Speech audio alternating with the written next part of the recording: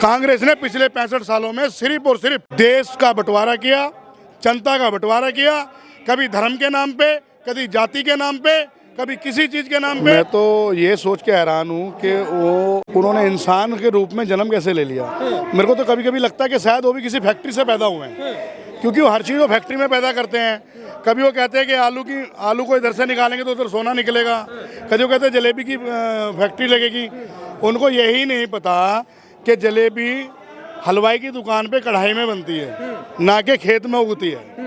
पहले उन्हें यही नहीं पता कि आलू से सोना कैसे बनाया जाता है, उसको यही नहीं पता कि आलू खेत में उगता है या सोना कहाँ मिलता है। तो उसके बारे में मतलब कुछ भी बोलना समझो अपने आप को, अपनी जबान को ख़राब करना है। ये अभी तक तो पैदा ही नहीं हुए, वो ना बच्चे हैं अभी। वो कहते हैं ना मंदारी की तरह कोई डमरू बजा रहा है और वो नाच रहे हैं। वो ऐसे ही उन्होंने सोचा कि जैसे उनके बाप दादा 65 साल जनता को नचा गए, ऐसे ही वो सोचते कि ऐसे ही नाचेगी। लेकिन अब जनता पढ़ी लिखी है, जाग गई है और कांग्रेस का पर्दाफाश हो गया है। उनको पता लग गया है कि कांग्रेस का कोई अस्तित्व नहीं है और कांग्रेस कुछ नहीं कर सकती। कांग्रेस ने पिछले 65 सालों में सिर्फ और सिर्फ देश का बंटवारा किया, जनता का बंटवारा किया, कभी धर्म के नाम पे, कभी जाति के नाम पे, कभी किसी चीज़ के नाम पे। हमेशा ये बंटवारे की सरकार अपनी राजनीति करते आए हैं। तो ये अब ये ख़त्म हो गए हैं। इनको दिख रहा है कि मोदी जी के सामने टिकना बड़ा मुश्किल है। कहते हैं ना सियानी बिल्ली खम्मा नोचे, अब ये खम्मा नोच रहे हैं, क्योंकि सत्ता में जो इन्होंने मक्खन खाया था ना, अब इनको उंगली मार के क्रीम खाने की भी नहीं मिल रही। तो इसलिए वो बेचारे परेशान हैं, कैसे करें। सारे तो ये जमानत पे बाहर हैं, चाहे वो राहुल गांधी है, चाहे वो उनकी माता जी है, चाहे उसकी बहन है भाटा, सारे तो ये मतलब जमानत पे बाहर हैं। तो ये क्या देश का उद्धार करेंगे। लेकिन कहते हैं हम तो मोहब्बत की दुकान खोले बैठे हैं, मोदी जी नफरत की दुकान खोले बैठे हैं। नहीं नहीं नहीं, ये गलत बोल रहे हैं। मोहब्बत की दुकान तो मोदी जी ने खोली हुई है, इन्होंने तो नफरत की दुकान खोली हुई है। इन्होंने तो हमेशा से नफरत ही फैलाई है देश में। इन्होंने कभी मोहब्बत की तो बात ही नहीं की। कभी ये कहते हैं कि हम भारत जोड़ो यात्रा करें। भाई भारत टूटा कब था? तोड़ने वाले भी आप ही थे।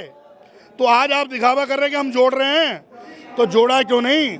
जोड़ने की राजनीति तो सिर्फ मोदी जी ने की है, सबका साथ सबका विकास।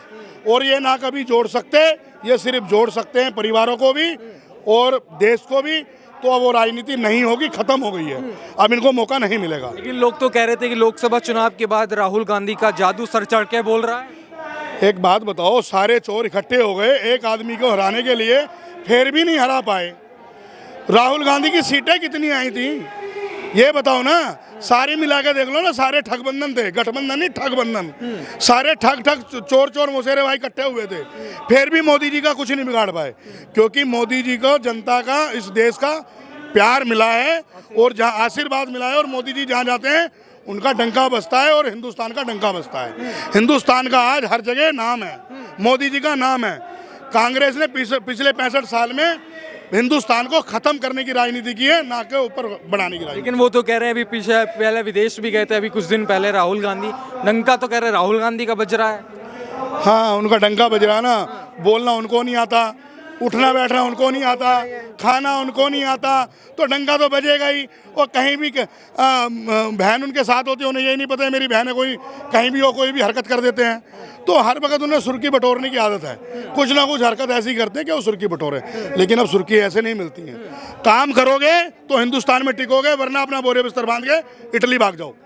और ये भागेंगे, देख लेना, ये भागने वाले बड़ी जल्दी। आज भी तो राहुल गांधी कहीं विदेश में बैठे हैं, यहाँ थोड़ी हैं।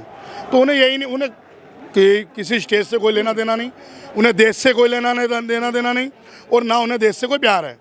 वो तो सिर्फ अपनी एक दुकानदारी चला रहे हैं। उनकी दुकानदारी बंद हो गई है और बहुत जल्दी शटर और ताला लगने वाला है। आपको क्या लगता है, मोदी जी पे विश्वास है आपको? पूरा विश्वास है, 101 विश्वास है।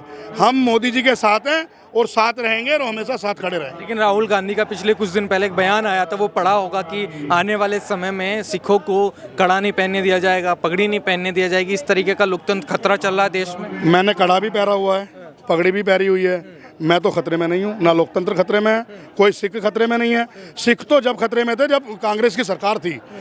इन्होंने पहले सिखों पे अत्याचार किया, मुस्लिम समाज पे अत्याचार किया। कौन से समाज पे अत्याचार नहीं किया इन्होंने? नरसंहार किया है इन्हें हर समाज का। हिंदू पे भी किया है, मुस्लिम पे भी किया है और सिखों पे भी किया है। सबको इन्होंने काटा है, काटा और बांटा है। इससे अलावा इन्होंने कोई राजनीति नहीं की। और अब वो राजनीति कांग्रेस की खत्म हो गई है, अब आने वाली नहीं है कांग्रेस, ये भूल जाएं। अब इन्हें कहो एसी ऑन करें और कंबल ताने सो जाएं, राजनीति छोड़ दें, बोरिया बिस्तर मान के भाग जाएं। कब उठे फिर? जल्दी उठें, जाएं अपने जल्दी से जल्दी। अब नहीं उठते, अब ये सोए रहेंगे और ऐसी चैन की नींद सोएंगे, ये उठने का इन्हें नाम ही नहीं मिलेगा। कब सुबह हुई कब शाम हुई इन्हें यही नहीं पता। ऐसा तो नहीं है ईवीएम में गड़बड़ी करके जीत रहे हो ये लोग? पता है क्या है, कांग्रेस ने हमेशा कभी डिब्बे बदलवा दिए, कभी ईवीएम चेंज करा दी होंगी, जो उनके समय में हुआ उनको ये वही याद है। एक बात बताओ, अगर ईवीएम में गड़बड़ होती तो बंगाल भी जीतते, जम्मू कश्मीर भी जीतते, क्यों नहीं जीते? मतलब जहाँ अगर भाजपा की सरकार आ गई वहाँ ईवीएम खराब है, जहाँ इन लोगों की सरकार आती है वहाँ ईवीएम ठीक है। ये रोंदू हैं और रोते ही रहेंगे, कभी ईवीएम के नाम पे, कभी किसी चीज़ के नाम पे, कभी किसी चीज़ के नाम पे।